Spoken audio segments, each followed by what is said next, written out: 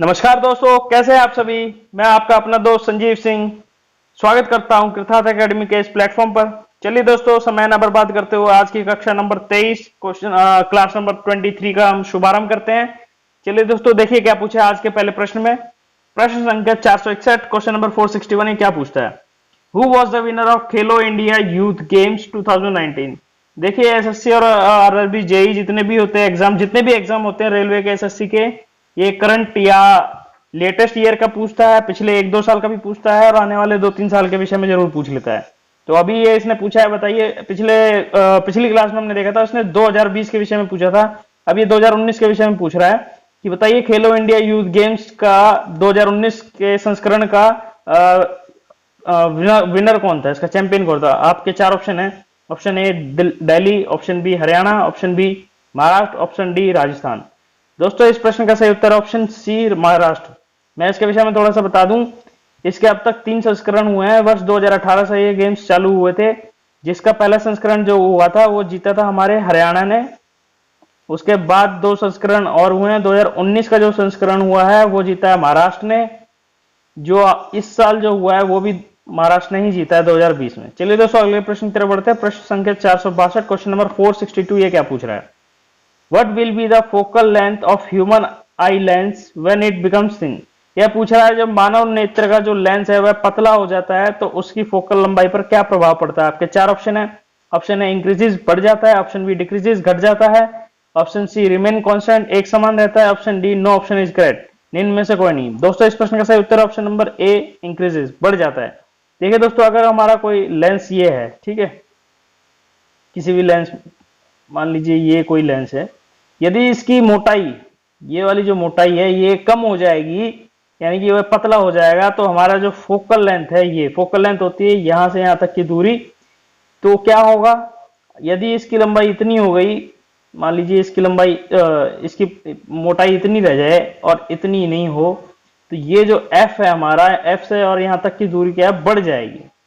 ठीक है, तो इससे क्या होता है, इस समस्या से होता क्या है, जब आपकी आंख की फोकल लंबाई बढ़ जाती है तो इसमें आपको हाइपरमेट्रोपिया नामक बीमारी हो जाती है, मतलब दूरदृष्टिता नामक बीमारी हो जाती है। चलिए दोस्तों अगले प्रश्न की तरफ बढ़ते हैं। प्रश्न संख्या 463, क्वेश्चन नंबर 463 क्या पूछा है। Skin infection are caused by which of the following. ये पूछ रहा है बताइए त्वचा का संक्रमण निम्न में से किन के कारण होता है। आपके 4 ऑप्शन। ऑप्शन ए वायरस मतलब जीवाणु और विषाणु, ऑप्शन बी बैक्टीरिया जीवाणु, option C protozoa, option D all of this. दोस्तों इस प्रश्न का सही उत्तर option number D all of this. देखिए ये जो तीनों ऑप्शन है, तीनों से त्वचा के संक्रमण होने के चांसेस होते हैं और होते भी हैं। चलिए दोस्तों अगले प्रश्न की तरफ बढ़ते हैं। प्रश्न संख्या 464, क्वेश्चन नंबर 464 ये क्या पूछ रहा है।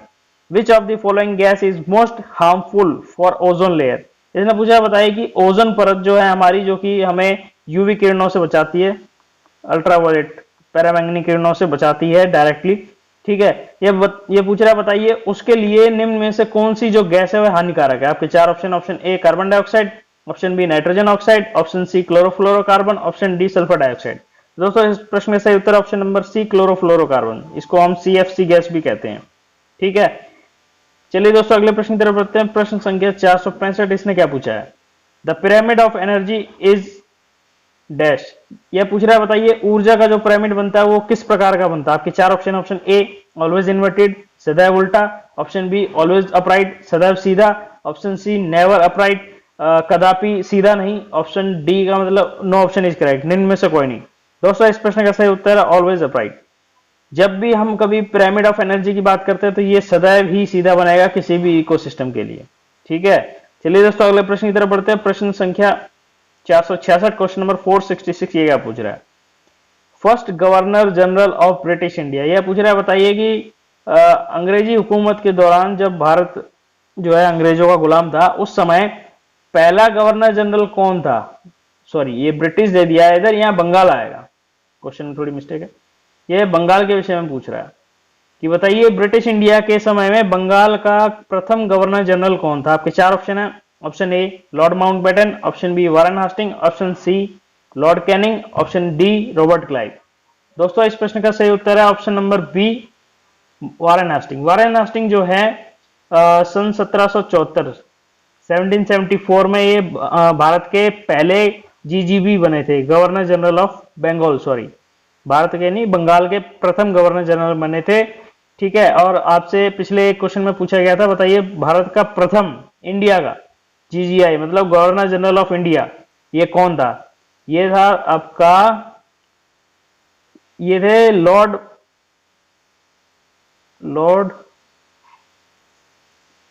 William Bentinck. ठीक है, लॉर्ड विलियम बेंटिक जो थे आपके बने थे 1833 में, 1833 में। और इनसे संबंधित कुछ प्रश्न भी पूछे जाते हैं, जैसे पूछ लेता है, बताइए सती प्रथा किसने हटवाई थी और कब हटवाई थी? उनमें इनका सबसे बड़ा रोल रहा था, राजा राम मोहन रॉय के साथ मिलकर इन्होंने सती प्रथा खत्म करवाई थी, जो कि वर्ष 1829 की बात है। चलिए दोस्तों अगले प्रश्न की तरफ बढ़ते हैं। प्रश्न संख्या 467, क्वेश्चन नंबर 467, ये क्या पूछता है? When did Vijayanagar empire establish? ये पूछ रहे हैं, बताइए विजयनगर साम्राज्य की स्थापना कब हुई थी? आपके चार option, option A 1333, option B 1336, option C 1398, option D 1396। दोस्तों इस प्रश्न का सही उत्तर है ऑप्शन नंबर बी 1336। मैं इसमें थोड़ी सी इंफॉर्मेशन ऐड कर दूं, कभी भी ये तो आपको इस बार इसने ईयर पूछ लिया है, कभी आपको पूछ सकता है किसने की थी और ये कौन सा वंश था जिसने विजयनगर साम्राज्य की स्थापना की थी। मैं इनके तीनों का जवाब देता हूं आपका। विजयनगर साम्राज्य की स्थापना संगम वंश के शासकों ने की थी। ठीक है, वो इनके नाम पूछ लेगा। इनके दो शासक थे, दो भाई थे, हरिहर और बुक्का,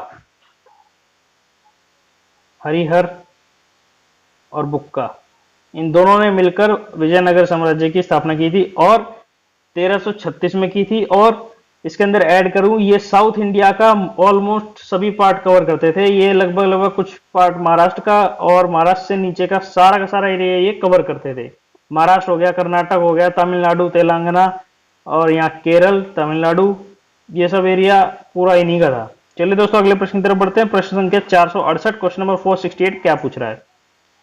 विच of the following place in India has offshore petroleum reserve? यह पूछ रहा है, बताइए समुद्र किनारे निम्न में से कौन सा जो है एक पेट्रोलियम का भंडार है? आपके चार option, option A Madras high, option B Cochin high, option C Bombay high, option D Goa high. दोस्तों इस प्रश्न का सही उत्तर है option number C Bombay high. जब जो बॉम्बे हाई है आपका महाराष्ट्र में स्थित है। महाराष्ट्र के अगर प्रेजेंट की बात कर लेते हैं, अगर वहां के मुख्यमंत्री की बात की जाए तो वहां के मुख्यमंत्री जी हैं उद्धव ठाकरे, और गवर्नर अगर आपसे पूछता है तो वो है बीएस कोश्यारी। बीएस का मतलब भगत सिंह कोश्यारी, ये जरूर पूछेगा आपसे। ठीक है, चलिए दोस्तों अगले प्रश्न की तरफ बढ़ते हैं। प्रश्न संख्या 469, क्वेश्चन नंबर 469, ये क्या पूछ रहा है? Who discovered neutron? यह पूछ रहा है, बताइए न्यूट्रॉन की खोज किसने की? ये बिल्कुल पुराने क्वेश्चंस हो चुके हैं जो कि रिपीटेडली किसी भी एग्जाम के अंदर आ जाते हैं और बच्चे अक्सर इनमें कंफ्यूज हो जाया करते हैं।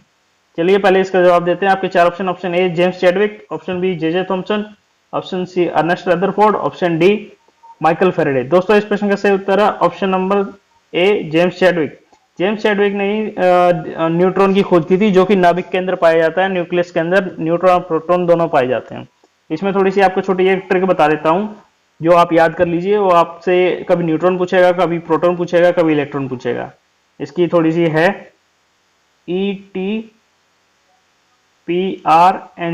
इसको याद कर लीजिए। ठीक है, ET का मतलब है E for electron, T for Thomson, J Thomson. ठीक है, और PR का मतलब है P for proton, R for Rutherford, Ernest Rutherford, और NC का मतलब है N फॉर न्यूट्रॉन और C for James Chadwick. C जो है चैडविक का C है, तो इसमें आगे नाम जोड़ लीजिए जेम्स चैडविक। चलिए दोस्तों अगले प्रश्न की तरफ बढ़ते हैं। प्रश्न संख्या 470, 470 क्या पूछ रहा है? The Khardung La pass is associated with which mountain range? यह पूछ रहा है, बताइए कौन सी पर्वतमाला से खुर्दंग ला पास का संबंध है? आपके चार ऑप्शन है, option A Pir Panjal, option B Ladakh, option C Banihal, option D Zanskar. दोस्तों इस प्रश्न का सही उत्तर है ऑप्शन नंबर बी लद्दाख। जो खुर्दंग ला पास है वह लद्दाख में स्थित है। अब लद्दाख आ गया है तो मैं बता देता हूँ, लद्दाख जो है हमारे जम्मू और लद्दाख, ये दो नई यूटी बनी है, हमारी नए केंद्र शासित प्रदेश बने हैं। ठीक है, जैसे ही वो आर्टिकल 370 हटा उसके बाद ही बने हैं ये। ठीक है, तो ये क्या है, यूटीज हैं और यूटीज में लेफ्टिनेंट गवर्नर अपॉइंट किए जाते हैं। यहाँ पर अगर आपको ये हो सकता है आगे पीछे कभी प्रश्न में पूछ ले लद्दाख के गवर्नर बताइए, तो इनके गवर्नर है RK माथुर, राधा कृष्ण माथुर। ठीक है, चलिए दोस्तों अगले प्रश्न की तरफ बढ़ते हैं। प्रश्न संख्या 471 क्या पूछा है? क्वेश्चन नंबर 471 ये पूछ रहा है, which line separates India from China. यह पूछ रहा है भारत को चीन से अलग करने वाली रेखा का नाम बताइए। बाउंड्री लाइन के विषय में पूछा है इसने। आपके चार ऑप्शन है, option A Radcliffe, option B McMahon, option D Hindenburg, option D Oder Neisse. दोस्तों मैं बता दूं इस प्रश्न का सही उत्तर है option number B McMahon. McMahon रेखा जो है भारत को चीन से अलग करती है। इसमें आपकी वो कभी मैकमोहन पूछ लेगा, हो सकता है ऊपर क्वेश्चन में देश का नाम ना देकर रेखा का नाम दे दे और पूछ ले ये कौन से दो देशों को अलग करती है, तो यही उत्तर रहेगा। और बाकी तीनों के विषय में भी बता देता हूँ, इनके विषय में वो पूछ सकता है। रेड क्लिफ के विषय में अगर वो पूछेगा तो ये भारत और पाकिस्तान को अलग करती है। भारत पाकिस्तान और पश्चिम ये आपके बांग्लादेश को, जिसे हम पूर्वी पाकिस्तान भी कहते हैं, पूर्वी पाकिस्तान को और पश्चिमी पाकिस्तान को अलग करता है भारत से रेड क्लिफ रेखा, ठीक है। और ये हिंडनबर्ग और ऑर्डरनेसे जो रेखा है, ये दोनों ही रेखा जो है पोलैंड और जर्मनी को आपस में एक दूसरे से अलग करती हैं। चलिए दोस्तों अगले प्रश्न की तरफ बढ़ते हैं। प्रश्न संख्या 472, इसने क्या पूछा है? देखिए दोस्तों ये पूछ रहा है who is the lieutenant governor of Ladakh. देखिए अभी पिछले प्रश्न में हमने खाली लद्दाख का एक खुर्दंग ला पास पूछा था और उससे रिलेटेड ये संबंध क्वेश्चन पूछ ही लिया। ये पूछ रहा है बताइए लद्दाख के जो लेफ्टिनेंट गवर्नर हैं वे कौन है, राज्यपाल कौन है इनके। आपके चार option, option A Anil Baijal, option B R K Mathur, option C Droupadi Murmu, option D Kiran Bedi. इस प्रश्न का सही उत्तर है आर के माथुर। मैं पिछले प्रश्न में इसके विषय में बता चुका हूं। और मैं आपको एक चीज बता दूं, एसएससी आपसे स्टेट सीएम और गवर्नर पूछना ही पूछना है, कंपलसरी है, एक नंबर पक्का है, ठीक है। और इसमें बाकी जो तीन ऑप्शन है इनके विषय में भी थोड़ी आपको जानकारी दे दूं। अनिल बैजल, श्री अनिल बैजल जी जो हैं अक्सर टीवी में इनके ऊपर कुछ ना कुछ टॉपिक चलता रहता है, क्योंकि ये इनकी क्या है, हमारे केजरीवाल जी जो हैं दिल्ली के सीएम हैं, उनकी और इनकी आपस में बनती नहीं है। तो ये कभी कुछ रूल नया कानून पारित करते हैं, वो कुछ पारित करते हैं, तो आपस में इनकी कभी बनती नहीं है। इसलिए अनिल बैजल जी को आपने कई बार टीवी पर जरूर देखा होगा। वहीं अगर हम ये द्रौपदी मुर्मू जी की बात करें, ये जो हैं ये हमारे झारखंड की हैं, यानी कि झारखंड के सीएम की बात करें तो वहां पर हैं हेमंत सोरेन, शिबू सोरेन के बेटे हेमंत सोरेन है करंट में, ठीक है। और अगर हम यहाँ option number D Kiran Bedi की बात करें तो किरण बेदी जी पौंडीचेरी की राज्यपाल हैं। चलिए दोस्तों अगले प्रश्न की तरफ बढ़ते हैं। प्रश्न संख्या 473, क्वेश्चन नंबर 473, इसने क्या पूछा है? Under which article of Indian constitution the abolition of title is described. यह पूछ रहा है बताइए भारतीय संविधान के किस अनुच्छेद में जो उपाधि जो मिलती थी पुराने समय में, महाराजा धीराज, ये वो जो है, उनको हटाने का जो सिलसिला है या उनको हटाने के विषय में किस अनुच्छेद में वर्णित है, किस अनुच्छेद में इसके विषय में बताया गया है। आपके चार option, option A article 19, option B article 17, option C article 18, option D article 21 है। दोस्तों इस प्रश्न का सही उत्तर है ऑप्शन नंबर सी आर्टिकल 18। ये जो है हमारे एक तरह के समानता के अधिकार के अंदर आते हैं, आर्टिकल 18, ठीक है। चलिए दोस्तों अगले प्रश्न की तरफ बढ़ते हैं। प्रश्न संख्या 474, क्वेश्चन नंबर 474, इसने क्या पूछा है? Right to property is described under which article. यह पूछ रहा है बताइए संपत्ति का अधिकार, जो कि पहले एक मूलभूत अधिकार हुआ करता था, बाद में एक संशोधन के तहत इसे मूलभूत अधिकार से हटा दिया गया, और यह अब किस अनुच्छेद में इसके विषय में वर्णन किया गया है या कहां डाला गया है। आपके चार ऑप्शन है, option A article 19, option B 300 A, option C 326, option D 341। आपके सही उत्तर option number B article 300 A. 300 A के अंदर इसे राइट टू प्रॉपर्टी को डाला गया है। और कभी आपको आर्टिकल 19 के विषय में भी पता होगा, आर्टिकल 19 तो है आपका right to freedom of press, press की आजादी और बोलने की आजादी, यानी कि right to freedom of speech, ये दोनों इसके अंदर आते हैं। जबकि आपसे कभी ये पूछ सकता है बताइए आर्टिकल नंबर 326 किसके लिए कहा गया है। ये 326 जो है राइट टू वोट के लिए कहा गया है, आपका मतदान का अधिकार जो है आर्टिकल नंबर 326 के तहत आता है। चलिए दोस्तों अगले प्रश्न की तरफ बढ़ते हैं। प्रश्न संख्या 474, इसने क्या पूछा है? When did Jallianwala massacre happen. यह पूछ रहा है बताइए जलियांवाला हत्याकांड जो हुआ था वह कब हुआ था।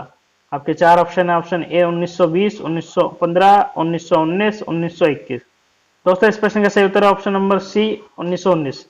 ये हुआ था 13 अप्रैल, ये तारीख जरूर याद रखें, 13 अप्रैल 1919 को यह हत्याकांड हुआ था, ठीक है। चलिए दोस्तों अगले प्रश्न की तरफ बढ़ते हैं। प्रश्न संख्या 476, क्वेश्चन नंबर 476, ये क्या पूछता है? ये करंट अफेयर से रिलेटेड क्वेश्चन है। ये पूछ रहा है who is the present CEO of Apple. आपने एप्पल कंपनी का नाम तो सुना ही होगा, जो कि मोबाइल फोन, लैपटॉप वगैरह बनाते हैं और बहुत बढ़िया बनाते हैं ये। तो उसके सीईओ चीफ एग्जीक्यूटिव ऑफिसर कौन है? आपके चार ऑप्शन है। Option A Mark Zuckerberg, option B Anil Dhirubhai Ambani, option C Jeff Bezos, option D Tim Cook. दोस्तों इस प्रश्न का सही उत्तर है option number D Tim Cook. बाकी ये तीनों ऑप्शन के विषय में भी पूछ सकता है, मैं इनका भी बता देता हूँ। आपके जो मार्क जुकरबर्ग है ये आपके फेसबुक के सीईओ हैं, जबकि अनिल धीरूभाई अंबानी जो है आपके रिलायंस इंडस्ट्रीज के सीईओ हैं, जबकि आपके जेफ बेजोस जो हैं ये आपके अमेजोन के सीईओ हैं। चलिए दोस्तों अगले प्रश्न की तरफ बढ़ते हैं। प्रश्न संख्या 477, क्वेश्चन नंबर 474, ये 477 क्या पूछा है? Who is the present UN secretary general?